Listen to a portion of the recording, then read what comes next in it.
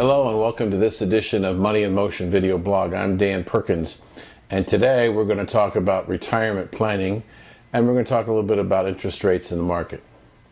Let's start off with retirement planning. Recently I saw a statistic that really kind of blew my mind. It came from the Census Bureau, and it said starting January 1st of every day, 10,000 people will retire in the United States. And they will do so for the next 19 years. 19 years, 365, leap years 366, 10,000 people a day. To put that in perspective, that's like the city of Chicago, the entire population of the city of Chicago and the metropolitan area around Chicago retiring every year. The problem is that those people, ourselves included, are finding things are dramatically different than when our parents retired. Gone are the days for most of the defined benefit pension plans, and also gone are interest rates on money market mutual funds and certificates of deposits. I've spoken to you on several occasions about my concern that retirees who have been using the interest on their money market accounts and their certificates of deposits to supplement their pensions and their Social Security have found themselves in a situation where they have to start liquidating principal in order to try and maintain their standard of living. This is a major disaster.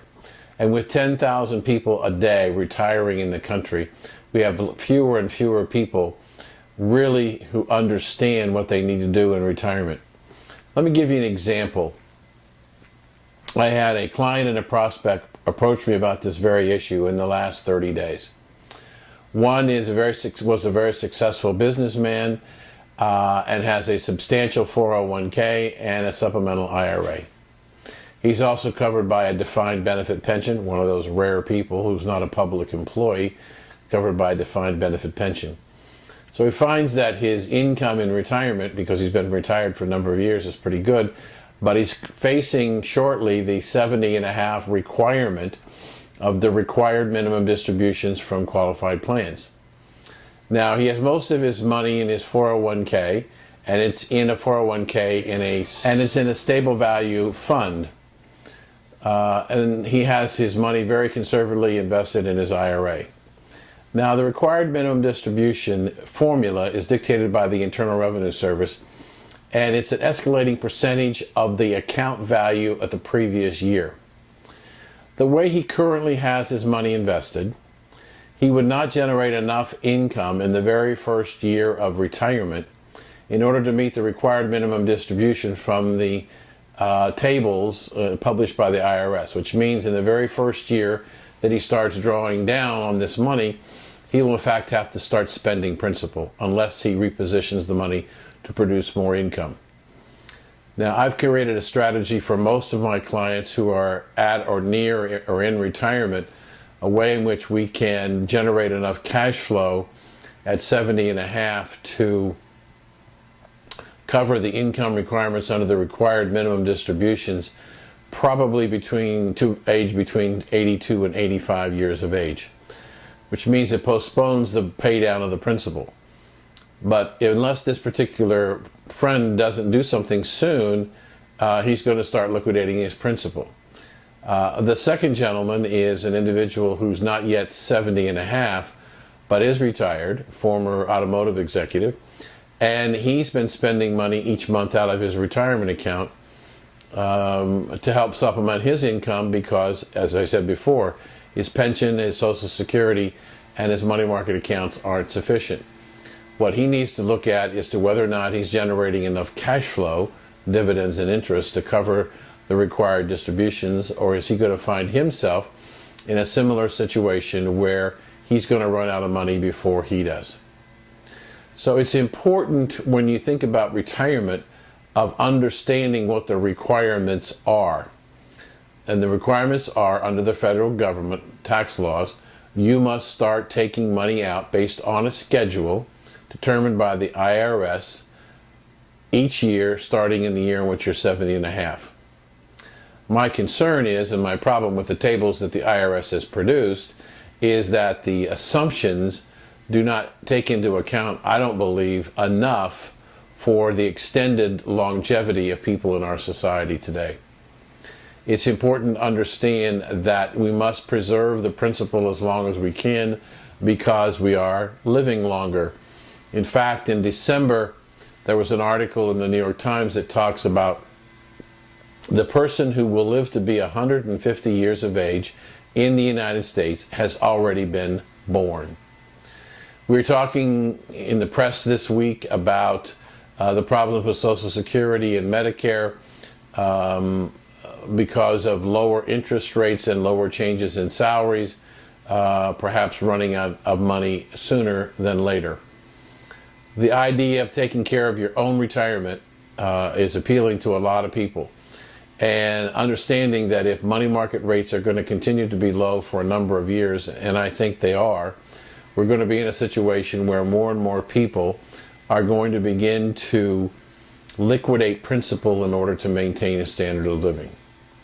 Now, I do have one thought that you might want to consider in your retirement income planning process that allows you to be a good person, at the same time get some tax advantages, and more importantly, to get an income you can't outlive. Many nonprofit organizations, maybe your own church or some societies that you belong to, offer what is called a charitable gift annuity. And a charitable gift annuity is basically a defined benefit plan that says, you give me X amount of dollars, and I will guarantee you an income for the rest of your life or the rest of your life and your spouse. It's kind of like it used to be when we had defined benefit plans. Only you get a tax deduction for a portion of the contribution to purchase. The beauty of this program, I think, for a lot of people, is that it allows them to set aside money to generate cash flow for the rest of their lives, regardless of whether there's enough capital to pay for it. The risk is transferred to somebody else. So think about a charitable gift annuity for immediate income for some of that supplemental retirement income. Let's just spend a moment talking about the markets. Those of you who are clients, you've gotten your first quarter statements, and I know you're all, based on the phone calls, you're all very pleased with what's happened in your performance. I cautioned you not to get too comfortable with the kind of performance we got in the first quarter as something that we're going to repeat every quarter for the rest of this year. I said to you, and I say again, I think that this market is setting up for some kind of a correction, and probably in the neighborhood of 15 to 20%. I don't think the vast majority of the pundits are thinking that way, but I am. I can't tell you when it's going to come. The charts look like it should come sometime during the summer or early fall, but we could have a significant correction. Watch the jobs number for next month in a week or so to see what's happened to the jobs area. The weekly unemployment claims are rising modestly, but they're rising. Some people are saying that 2012 is going to be a rerun of 2011 and 2010. I pretty much talked about that in one of the early blogs at the beginning of the year, that the best part of the market was probably going to be in the first 3 to 6 months of the year, and we're in trouble for the second half of the year.